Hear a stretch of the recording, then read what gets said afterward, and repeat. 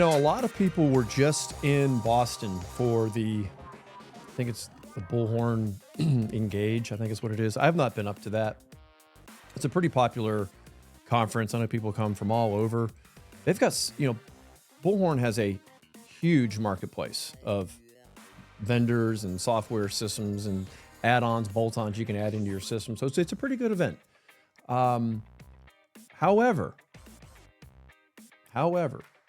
there are companies that have spun off of Bullhorn. In fact, I've got Brendan Robinson today. He's now the CEO founder of Broad and Madison Advisory. He was a former Bullhorn executive. We're going to talk perhaps a little bit about that, but more importantly, anyone that has spent, in his case, nearly 15 years inside of Bullhorn, helping customers be successful with the platform, with the technology. Clearly, he knows something about technology and implementing and just what this complicated tech stack is today. There's just so much out there for us to look at. And so we got to bring in Philly's own. That's right. That's right. Philadelphia, Boston by way of Philadelphia. I've been up here for 15 years in the city, back when Bullhorn was still hiring local onlys, if you would. If you remember those days when you actually went into an office and would work alongside people you could see, feel, and touch. You could actually walk into the office and bring a resume. Hey, I'm here. I want to talk to you about hiring.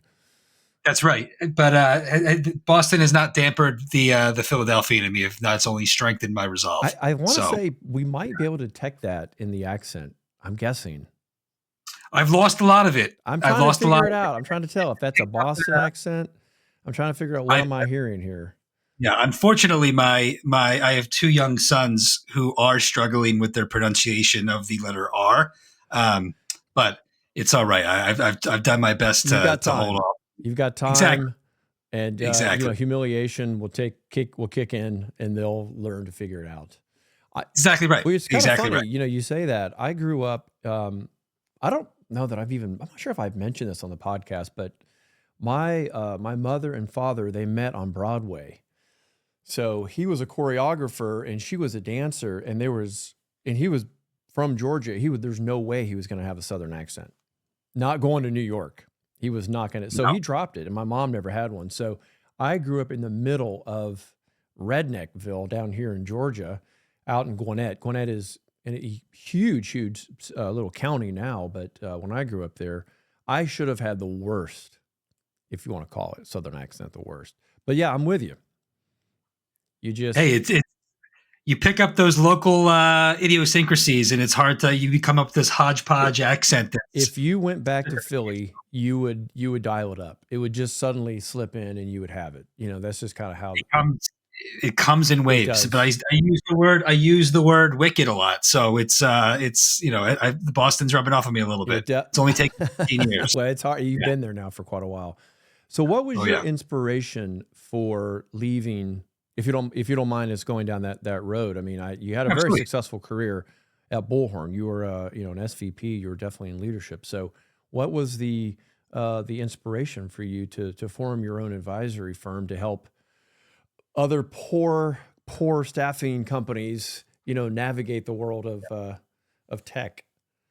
Yeah, well, I had a long and winding road at Bullhorn. I actually started there as a tier 1 support analyst. Out of school, out of college. I saw that. You went from specialist to SVP. That's a pretty you don't see it was that a ride. It was a ride, and Bullhorn was a great organization. I mean, I was able to ride the wave of their growth in a positive way as it relates to my career, and kind of continue to level up. And I reached an SVP, and it just became a natural point where, like, you know what, I think I've accomplished everything that I can accomplish at this organization, and I've always had an interest in starting my own business and being the guy in charge, and impacting or setting up the culture that I want to see. And not that Bullhorn didn't have those things, but just being the head person in charge, and saw some gaps in the marketplace from a recruitment perspective that I thought, I'm really passionate about customer success. It feels like more could be done in this arena for customers leveraging Bullhorn. Is there an opportunity for us to go out there and be a little disruptive which is obviously the thing I care about most. I want to be as disruptive as possible and be different than what is out there. Um, but an opportunity arose for me to jump on it, and we took the leap of faith. And here we are, month 5.5 of our existence with some really strong financial performance thus far and good buzz in the marketplace, and loving every minute of it. Somehow working harder but less stressed at the same time. It's been great. It's a strange feeling, isn't it? I ran my own business for about 10 years, and I remember once you get over that first initial kind of ramp up and just, kind of saucer-eyed look, you just slip right back into your same work habits and patterns. And there's a freeing sense there. You feel like you're in control. I will say though, that is pretty unique though, that you kind of reached the point you did and you stepped off, because when you step off of a role like you were in, I think, well, I'm looking here at my notes, global services and customer success. Yeah. You obviously had, you must have had, a very large organization underneath you, but just the trappings, the people, the infrastructure, the creature comforts, to kind of walk away from that. I know we're not going to, this is not a career podcast per se, but I will say that is kind of a unique thing that you've done. So, people who are listening to this as we get into it, just know that that can be a hard thing, but you did it. So good for you. I did it. We'll see. Time will tell if it was the right If he's back decision. on the podcast in 3 months waving a white flag. Exactly. Exactly. But it's very easy. It was easy to get complacent, right? You're right. I had a big team. I managed roughly 200 people internally. I had an external partner network of about 500 people that I oversaw. So it was very easy to kind of to sit back and play the role of just the chief decision maker and not have to get your hands dirty. Yeah, the orchestrator. Just got to keep everything going the way it should. Exactly. And I miss doing a lot of the doing sometimes. And not that I want to get back into like taking on every single mundane task daily, but the opportunity that presented itself was hard to pass up. And I haven't looked back since. Well, so you can't afford to, but I will just touch on one thing. Malcolm Gladwell's Good to Great, it's an old book now. Most people have read it, but I want to say the very first sentence of the book is good is the enemy of great. So in some ways you've touched on that, the complacency. So that tells a little bit of something about you, you're kind of looking for something more. So the issue that many companies have today is we are getting pounded about AI, automation. And of course, every company's on its own journey. They're on either a slow moving path or a fast moving path. But I will say the more you look into AI and transformation and technology, I think the more confusing it gets, because there's so many iterations and so many people with ideas. It's like the marketplace is being flooded right now, and the true winners really, my opinion, haven't really started to separate. And as a business owner, as maybe someone in charge of ops, is a little daunting, because you don't want to make the wrong decision, but you also feel like at the same time you're missing the boat, if you're not doing something. So I'm hoping you can kind of clear some things up maybe for us today, down this path. What do you think? From my perspective, it's interesting that AI and automation get bundled together. I think I can understand why they do. I see them as two separate entities almost. So automation is something that you could buy and inject into your current process day to day, right? You don't have to change much operationally. It's an efficiency tool. I want to reach out to my silver medalist candidates that I have in Bullhorn and redeploy them potentially to other opportunities. I want to say happy birthday to people to help create a better candidate engagement policy, right? Those are things that you can just go do with automation. And again, it gets a lot more complex than that, but you don't have to necessarily change anything in how you operate. AI separately is going to require, frankly, a complete teardown and redesign of how you operate as an organization. So it's funny to me those two things get bundled together because one, you can just add in status quo prevails, keep doing your thing, you'll get more efficient. The other is how are you reimagining how you're running your business, leveraging this really powerful technology that is AI. And separately, you mentioned that fear that exists amongst people, like I don't want to miss the boat.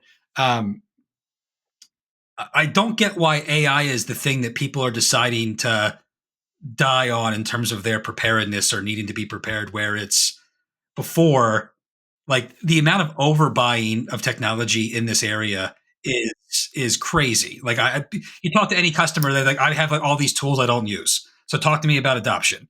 But AI is where I draw the line. I'm not going to buy that. So for me, I just, what's the worst thing that can happen? Why not dive in feet first and see what you can get accomplished with it? I think trying to answer one of those questions there is I've seen enough technology demonstrations of speed. And I think that's maybe where the fear comes in of not adopting some type of AI tool. And maybe frankly, maybe it's just automation. And I think maybe I've fallen victim to putting them together because we're light industrial. We've got a direct hire team that works nationally, but if you look at traditionally, how a light industrial organization can work, they've been surviving for 50, 60 years, with almost no technology. It's very almost manual in some ways, very manual posting, reading, screening, inviting them in and drug testing and then kind of, getting them out. So that's not a very sophisticated space in and of itself. But then I hear about the speed, and I think that's where the fear comes in. Like, what if 2 or 3 companies got the same order for 100 people? Yeah. And everyone's pulling from the same pool of people, and they get Right. their 100 first, and you're left with nothing. That's going to be a pretty eye-opening day for you. So I think that's kind of where the fear comes in. I think for people is the speed of missing out of placements. I get that, and I think there's a couple things there to unpack. I think there's this false uh, there's this false thinking out there that as a business owner, of a light industrial firm or of a healthcare staffing firm or whatever, I have the decision as the business owner to either opt into or opt out of leveraging AI, and I think that is categorically false. I think the actual question is, do I or do I not want to be in control of our AI path forward? Because I know most recruiters, especially younger generations, are using AI anyway. Exactly. What it doesn't matter. Like it's. Do you want it to happen within the parameters of your system, or do you want them to take your information out of your ATS CRM and run it on their own? And so it's not like am I in or am I out? And so do I want to control it, or am I okay with a little bit of chaos in the organization? So it's a bit of a paradigm shift in typical technology in the sense that I opt into this. I feel like this has been so ubiquitous and so easy to access for the average person. That's not the question this time around. And then separately on the light industrial, I agree. The irony here is I think that the industries that have been the most unchanged over 50, 60 years are the ones that stand to have the most impact. I mean, we talked about it in a previous conversation you and I had that you don't get to go bill your way out of problems in light industrial, right? Like you're not happy with your profit margins, increase your prices. It's not how you make You more can't money. do that. I mean, you're Right. locked in with contracts and it's so competitive, right? So where else can you affect your, cost of goods sold? You got to Sure. drop that. You got to drop your expenses somehow. Exactly. And this is just an efficiency tool. It's probably the greatest efficiency tool that has ever been invented in the dawn of the internet, frankly. I mean, since the late 90s. Well, so I'm kind of curious. So as you go out and talk to new customers or maybe old customers that are now discovering that you have an advisory firm for you and your team to kind of analyze their business, how do you look at a company and kind of help them through this journey? I'm kind of curious, like, how do you assess where they are and their willingness or their ability, as you say, to kind of upset the apple cart? Because this will completely change the way business is done for you. Yeah. So I mean, we're still early days in the dawn of our organization, right? And I think from my end, I've been very targeted, and I've been lucky enough to work in this industry long enough to know a lot of the key players, and it's been a lot of targeted outreach to folks that I know are more open minded and willing to go on this journey with us Mm. as we grow and as we help them grow. So that's been a bit of a luxury that I've been able to afford. Given the relationships I have from my time at Bullhorn Just your with these customers. contacts. It makes sense. You can kind of Yeah, pick who you want to. exactly. But I think a big thing it's teaching us though in this is outreach. Even the most open minded of folks that I know who have embraced technology early and often um, are still coming at this a little bit skittish, particularly around the AI fronts, because there's just so much that is possible. It's hard to triangulate on where to even start. So it's this like we're literally going through the how do you eat an elephant one bite at a time, and we're arguing over where's the first bite going to be, right? Oh, It's that's that a type of great analogy. yeah. That is a So great yeah, analogy because that seems to be my personal sticking point. We all know you just can't boil the ocean. Okay, right. So take your first gallon out. yeah, Where? correct. And the thought is like, well, where do I? Then you get into this whole where do I get the most ROI for my first bite, right? Like it becomes this, then you start overanalyzing those things. And to me, it's like, just do something. That's what I tell my customers that I'm working with. Like, let's just do something. Doing something is better than nothing, and it starts the process. Are we going to change the world overnight? Doubtful. But we're starting. And this is the ultimate, like the learning that happens with AI is so quick and so vicious. It really is a great opportunity to just, as I tell people, fail forward. Like you're going to screw Mm-hmm. up every day, screw up 100 times. That's great. Do it again tomorrow. Keep showing up, keep failing, keep trying stuff. Because the rate at which you're going to see acceleration in your adoption of AI is incredibly high. I mean, that's the mantra my organization has taken from day one. We've been, thankfully, we were founded post AI, so we never had to make a decision about like some internal referendum. We've been AI first since day one You because have we no could. choice, right? You started 5 months ago. So you've already got Claude, ChatGPT, Grok. The All of them, and we're LLMs are advancing so quickly now. 100%. And we've used that. I mean, we're probably a year ahead of schedule because of our usage of AI. And this comes down to our business plan we originally put out there when we were going to secure funding. We're way ahead of our projections because we've just been all in on AI. And frankly, what you spend on AI monthly dwarfs the ROI, or sorry, the other way around. The ROI you get off the spend it dwarfs what you're actually paying for. I mean, these subscriptions are not expensive. Even if you go like upper echelon, $200 a month for a Claude not a Claude, excuse me, a ChatGPT mega user But that's that nothing. has That's nothing. it's not it's nothing. I mean, we're using deep research to identify customers for us to hit based on different market signals. So we just say, hey, if you're seeing these market signals out there, it means those individuals are most likely going to engage with us. We then use AI to build our draft, our outreach campaigns, build our account plans, tell us about people ahead of time, just so we're credible. Hey, tell me about Tony Moore. What's he up to? Like it creates like this much more personalized and targeted approach. For very little effort. These are things that like would blow people's mind back in the day. Oh my God, I was a Seahawks fan ahead of time. Like those are the small tricks that you can just do. That's right, exactly. I'm using my eyes to discern things, but we're using AI to also find out those simple things that you could find out if you researched in the past.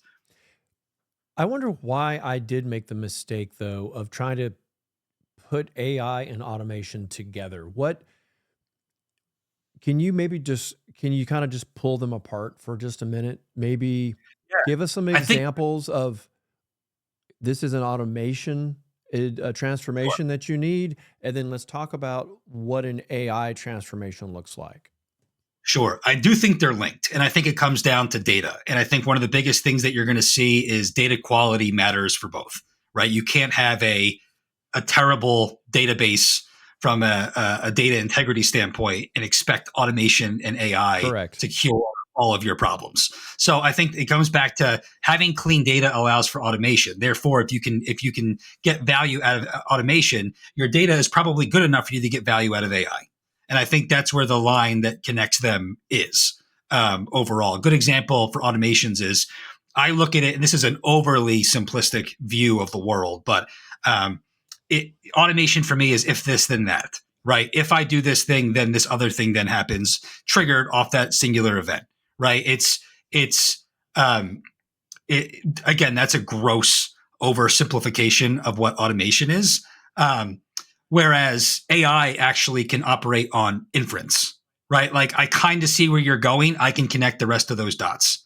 So it's similar, but it's from a computing power or from a mental capacity. Those two things are significantly apart, right? Because you're effectively on the automation front setting up the rules and the workflows and how you want to see those things trigger, right? So you create this machine and then you hit enter on the machine and it kind of, you can watch the ball go through all the matriculations there to the end result. Whereas AI doesn't need the machine. It can connect the dots with very little insights, but the insights that you have, which is your data, need to be clean in the first place for that actually to work properly. Yeah, we've touched on the need to have that clean data. There's different theories around this where you should go back, clean up your data. You should go back a certain amount of time, clean up your data, or just start with the new. I don't think we're going to be able to, I mean, maybe you have an opinion on that, but suffice it to say, at some point, you're going to have clean data, whether you start today moving forward, or if you want to go back 24 months or 2 years or 1 year.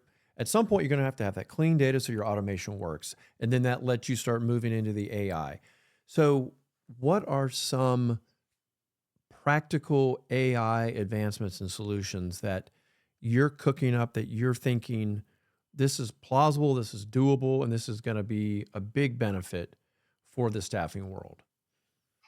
We've been doing a lot of work around building out some tools, actually, ironically enough, using AI to build out tools that will allow for agents to go clean up your information for you. Oh God, that sounds like a dream. It is, but there's drawbacks to that too, right? It's still very rules based. You go out and you figure out. There's some companies out there are doing it similarly in the marketplace. You can go hire to do data cleanup. Yeah. But for me, they're still not solving the existential problem that actually exists, which is that staffing firms are typically hoarders when it comes to their data, and they have magazines from 40 years ago that they do not want to throw out. And you have this database so internally the data they don't want to purge and get rid of. I've heard more of it. There's no purging is not something that exists in this space. It's hey, I have all these newspapers in my house. Can you clean it up and organize? And I'm like, you throw them out. You throw them out, or you digitize them. Yeah, it's so to me. I've always told people, like, use the data that you're using, and don't tell me about all of the information that you might use for some report down the line. That's what typically people have, all this historical information. And I get there's especially if you've built your database from scratch, you start your own recruiting firm, like there's a bit of pride about all the stuff that you've collected over time. You don't want to get rid of that. But the reality is, are you using all of it? And the answer is very infrequently, no, I am not. So for me, I like to draw lines in the sand and say, hey, what if we just went back and said, let's look at all the activities you've done in your system. We'll end it at 2 years ago, right? Anything that's been active in the last 2 years stays. Anything that hasn't goes. And I get pretty simplistic in my approach to that stuff, because it's, when you put it that way, it's kind of hard to argue against why you would keep something that hasn't been touched in 2 years. And typically it's around the rationales around reporting. Right. I want to build a report in the future for my historical trends on filling this very specific job order. And it's like, I get that, but is the benefit of that report outweighing the clutter that you're inviting into your environment? I argue probably not. And also, things change so quickly in this industry. There you go. It's very easy for things to just like, there you go. Is that it's already static. It's already right, static. Exactly. So what's the point? So you have to have a way to be keeping that data refreshed. And if you were refreshing it and using it, then it would have been part of your last 2 years. So there again, Correct. you're just not Correct. you're just not using the data. That's right. So I always take it's more of an aggressive approach, but I always take that. What if we just bulldozed your current house and gave you a new one, and we start anew when it comes to data and data cleanup. So when you So say bulldoze the house, now let's say someone's a bullhorn user. yep. So what does that look like? What is a bulldozed bullhorn environment look like? There's way. I mean, cutting out a lot of the data that's in there currently. I mean, there's ways that you can go eliminate records that don't exist. And I think what I just said previously about drawing that line in the sand, you can go deprecate a lot of clutter very quickly. And Bullhorn has the tools to let you do that, right? So figuring out how you can go and clean that stuff. They're very underutilized in the tools. And I will tell you, even Bullhorn, you talk to people over there, they're not huge advocates of these mega databases, right? Like it's not like they're pounding their chests and saying, look at us. These guys have 1 terabyte of information in their system. They're like, oh my God, these guys have 1 terabyte of information. Like, oh my God, we're going to have serious Right. IT issues with that. Right. So it's all interconnected, and I think there's an unreasonable amount of weight placed on the keeping of data because I got that over time, which I don't agree with, and I will consistently push back on. That's kind of your mantra. You know, that's kind of what you've seen is you don't need, Yeah. you just don't need it, which is probably true for most guys' maintenance drawer. You open it up and there's, Correct. you know, but I bought that thing 3 years ago and it came with this extra thing and I want to keep that extra thing. And That's then right. I've got 40 things. And I mean, okay, yeah, I'm kind of guilty of that. I probably would, you know, probably should go through and do a purge. Yeah, and it's just good practice to do that. I mean, that's something that I can't implore people enough to do. And again, I'm not wildly popular in my stance here, but I'm pretty pretty resolved in that it's the right thing to do. Mm-hmm. So when I think of AI, the most advanced features that I've seen to date are agents, Mm-hmm. the agentic AI. And I think, like you say, it's more the intuitive. Can you give us some examples of where agentic AI and what some of these agents can actually perform and do a lift away from a recruiter or a salesperson? Because I can dream things up, but I'm just not sure that Sure. there's the supporting technology to do it.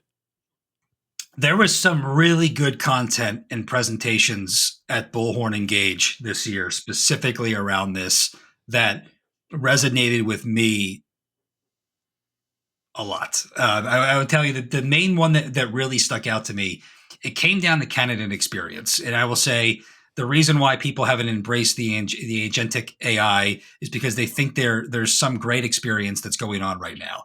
And when there really isn't. And it comes down to how you're interfacing with your potential talent, right? Talent applies. How do you interact with said talent? And in the mind of recruiters, they don't want an agent to reach out to those folks and put them through a screening, right? Where they can have a screening questions and qualify the individual in. The reality is, I think there's a lot of owners of staffing firms that are afraid to use agentic AI to screen candidates, right? That was the main thing that has resonated with me is on the screening process, because they feel like that's where I can separate myself from others based on the great experience my recruiters are providing to fill in the blank talent, right? The reality is the majority of people are not getting responded to. So you might, especially now, it's not unheard of to hear for a regular job you're getting 500, 600, 700 applicants coming in.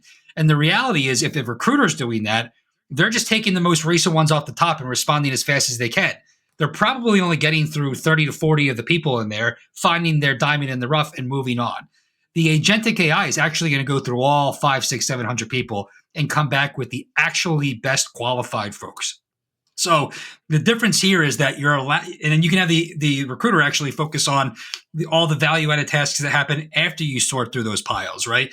Coming back and going through the interviews and the interview prep and everything else that you would do separately. But that's just a great example of people have this false assessment of their current capabilities. They think they're great at it and they're not.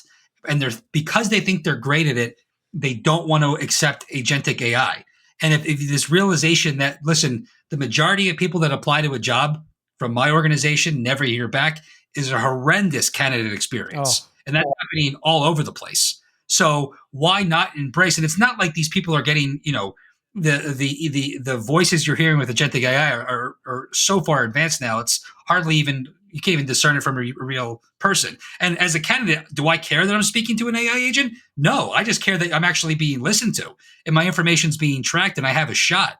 Whereas right now they're buying lottery tickets. I submit my resume and I hope my lottery ticket gets called in the sense that they're looking at the submissions at the time that I've submitted my resume.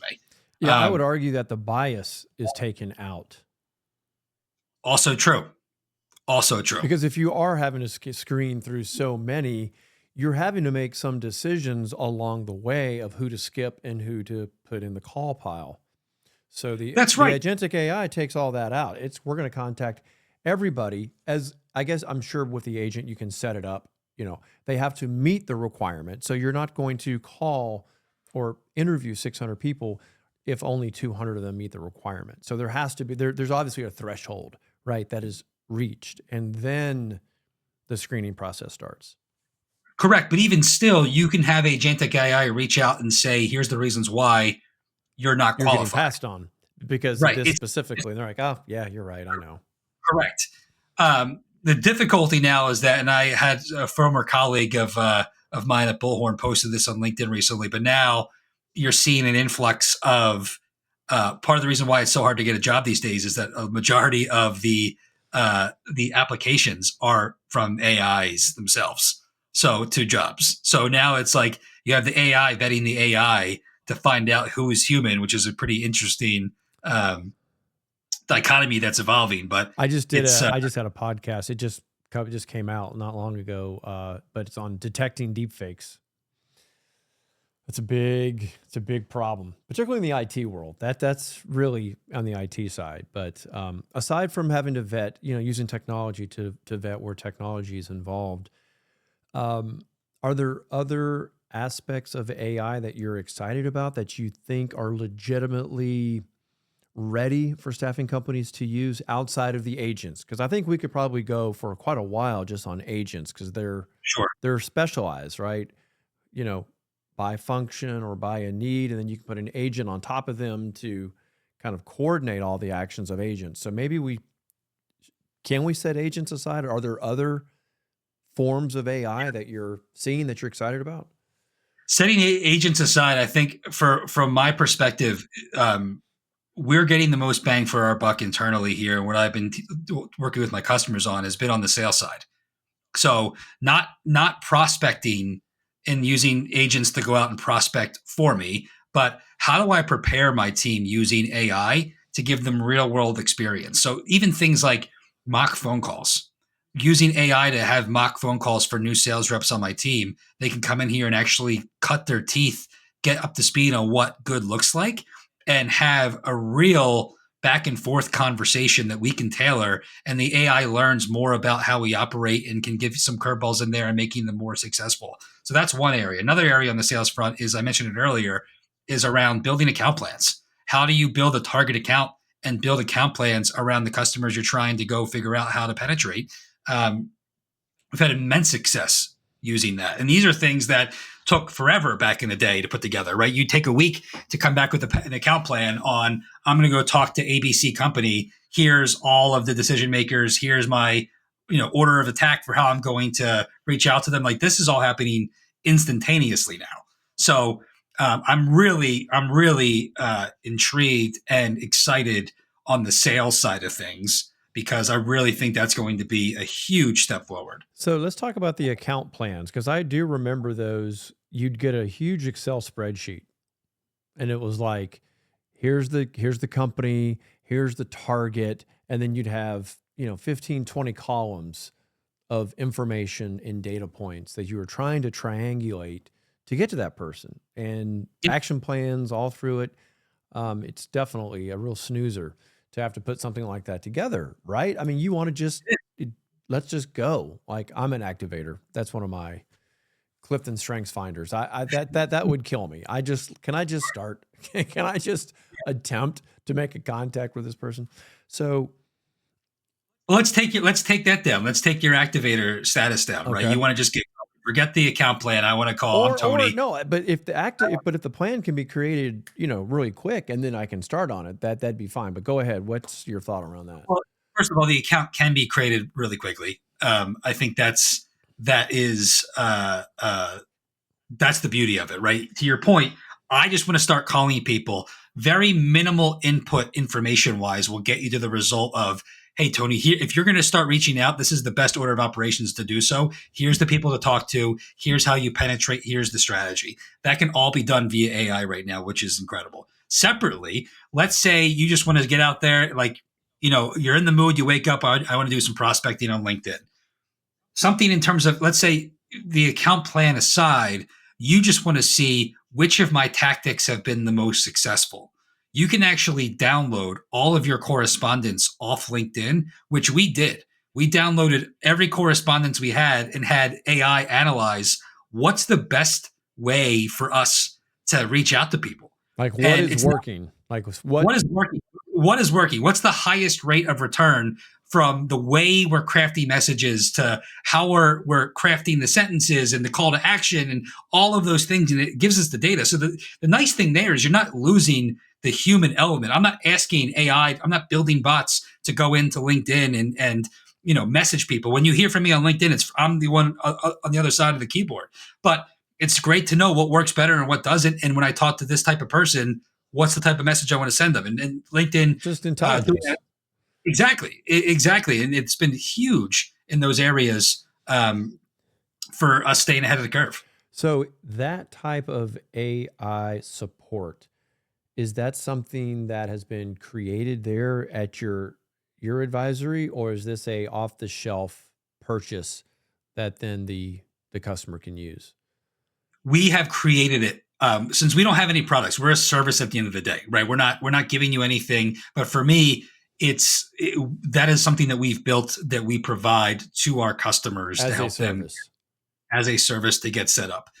So we see so much value in this space. Us giving away some of our secrets is something we've been doing routinely. We actually we're producing our tips and tricks for the sales side of things that we're just giving away. We're not even going to sell it. It's just I believe in this so much. I want people to go forth and prosper with artificial intelligence, that we're just giving this information away as much and as often as we can. Listening to you talk about and almost being an evangelist.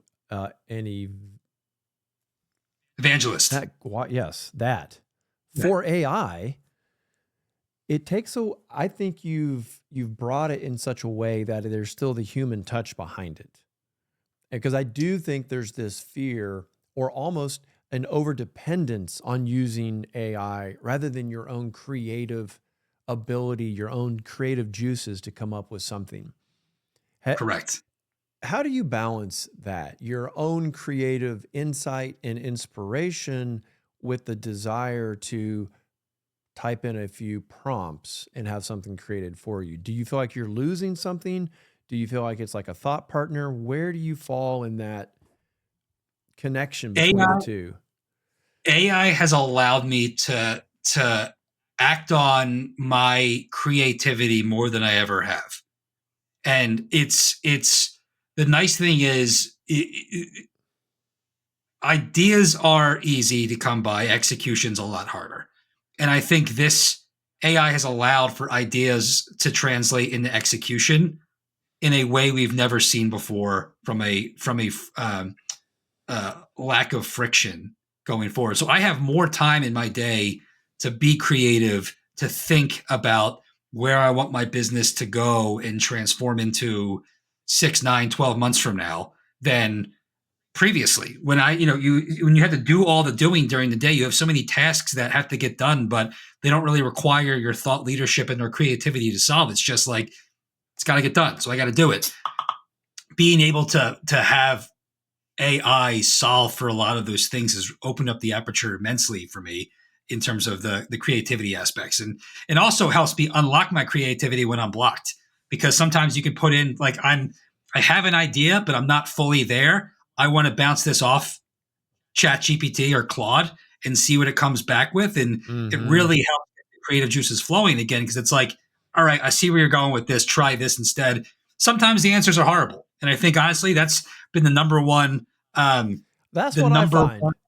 That's really what I find too, is that it Have you just, tried to do better? Have you tried to do better response prompt? no. Oh, just try next time you hate a AI answer, just type in "do better," Can't wait to and that yeah, and honestly, sometimes it may take 5, 6, 7 do betters, but it's like it's something. dig deeper. You're just giving me Try the again, basic surface. try again.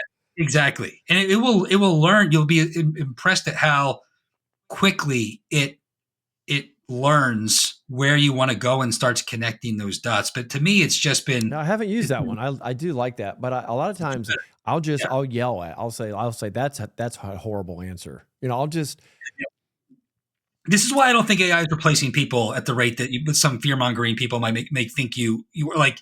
Great example. I think Art Papa said it at Engage. Like, the invention of the electric saw didn't replace the lumberjack, right? Like, that's not how. Same thing's happening here. This is it's. But the amount of people that have a fear, or they dismiss AI when they get a bad answer, but they'll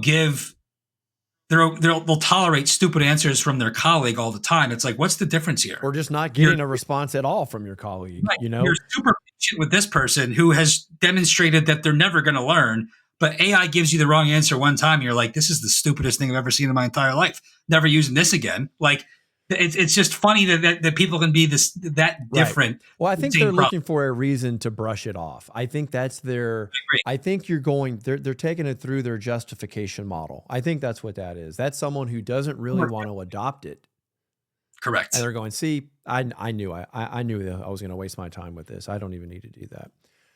And you still need that. The expertise still matters, right? AI is not perfect. Knowing what the answer is allows you to edit the paper after it's been produced. And I would never just submit something and then take it as gospel back to what it's getting me. So there still needs to be that level of editing that exists. But yeah, I've laughed at the amount of people that have just written it off as a solution. Gone. Nope. Yeah. Me. No. Cool. All right, great. I'm completely the opposite of that.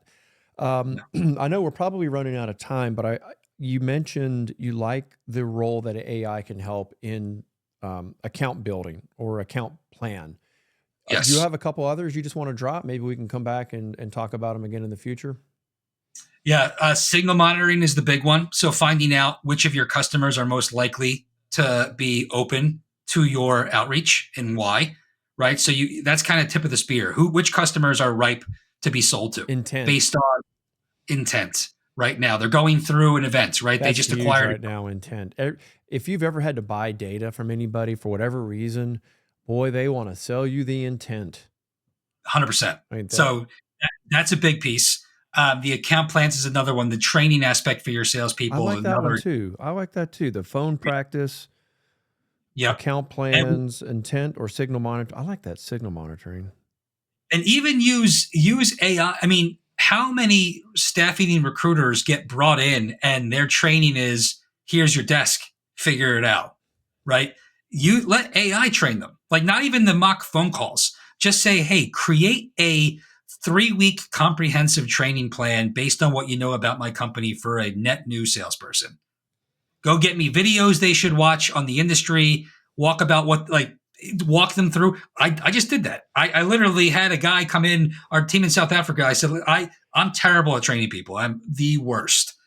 built an entire month-long plan that came with about 40 hours of videos and 20 hours of content to go plow through. And it's way better than just telling people, hey, figure it out as you go. It creates a structure. It brings them in. It gives them the opportunity to learn. It's been great. Oh, I'm sure that definitely improves the onboarding experience too, because the last thing you want is to let someone think that you're not organized and planned Correct. and you're not caring about their ramp up. Correct. That AI, whatever you use to do that, is that something that's off the shelf, or was that something that you created internally? Because clearly that would, you're asking it to kind of know your history. So there has to be some kind of an input process to get it to that point. Is it not, where it can kind of look at your internal systems? There's some training that needs to happen. Well, there's things there that anything that is specific to your company obviously is going to require some level of training of the LLM, right? Whether that's inputting documents about how you do business, whether it's sales collateral or just marketing collateral you've done in the past, but it doesn't take a lot to get to that point where it can start to infer. So there, I'm not going to say I'm this master trainer of LLMs when I'm anything but that, but we've been consistently in our very short period of time, any document that we generate about what we do, how we do it, or who we do it for, we put it into an LLM.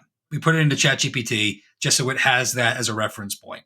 Are you worried though that that's now public? No, I'm not. I don't think anything that from my end, from a public perspective, our secret sauce is going to be in the people that we have, which is you can't replicate outside of it. So my sales pitch is not that we're doing anything necessarily revolutionary in the space. It's more that the access to the people we're giving you is what separates us, and that's something that's not going to be replaced or lost if we put our information in a public setting. That's what I was kind of going through in my mind, thinking about all the documentation, or maybe I don't want to say secret sauce. Maybe there's something that you think you do that's secret sauce out there, and you're loading it into the LLM, which for the layman, we're talking about ChatGPT, Claude, or Grok, right? That's what you're. Yes, those are the big ones. Yeah, and you're just saying, learn. You're going to learn me. You're going to learn. You're going to learn. You're going to learn, and then you just go back and rely on that. I like that. I do like that. So that's 4 really good ones right there. I mean, 5 would be a nice round number, Brendan. I mean, I feel like 4, 5, you kind of feel like, well, we've gotten a little extra. We've gotten a little extra. Yeah. What else have we done? The other things we've done, a lot of it has been around drip campaigns. So putting together targeted marketing drip campaigns for our prospective customers and doing it in a way where it's not like, good example, the old drip campaigns, it would be, hey, $, first name, $, and that blew people's minds, where I could write an email to 1,000 people and it still said, hey, Tony, right? That was the impressive thing 10 years ago. Now I can draft something that's actually very personal to Timpl. Has nothing to do with any other firm that's out there, but I can still draft something that differentiates me and shows that I've done my research about the people that I am working with. Like, hey, Tony, tell me about the challenges of working in the Korean market. Like that's not going to apply to many other staffing firms that are out there. That's going to tell me immediately that you've done at least something on my website. Exactly. You're not just sending me some bullshit email. Correct. But that's the level of it shows that next level of like, I've done. It just shows care. It just shows that you care enough. Exactly. But those get generated now in seconds. So it's very easy. So we're really back to not caring because we're having the AI do it. I'm just kidding. I just had to say that. I care about you responding and how we respond. I care enough to use my AI to make you think I care, so we can get on the phone and I can actually prove that I really do care. How about that? That's exactly right. That's how it works. Oh my gosh. I feel like we could just talk forever. I mean, you're a staffing guy. You're a staffing and IT guy, or a tech guy. Yeah. It's tough. I mean, it's really tough for me to pull the Band-Aid here at like 45 minutes. Like I used to do hour-long episodes and or longer. And the feedback was always, Tony, we we can't get through the whole thing. We're busy, you know, see if you can get them down to 30 minutes. Well, guess what, folks? We're not doing that today. We did not do it today. There was too much to talk about. And so you've all been introduced now to Brendan and his advisory firm. So if you're out there struggling, trying to figure out how to get unstuck, I suggest talk to the Philly boy. That's right. Who happens to still be in Boston. Give us a call. Happy to help. You've given me a lot to think about. You give me a lot to think about because the just getting started definitely resonates with me. And now I have to determine, do I just get started with AI or do I just get started with automation? Or maybe both. I don't know. We'll find out. Why not both? Why not? Well, I appreciate it. This has been great. Thank you for having us. It's been absolutely fantastic. And we probably will have a few more topics that we can cover next time here on jobTopia. We'll talk to you soon, everybody.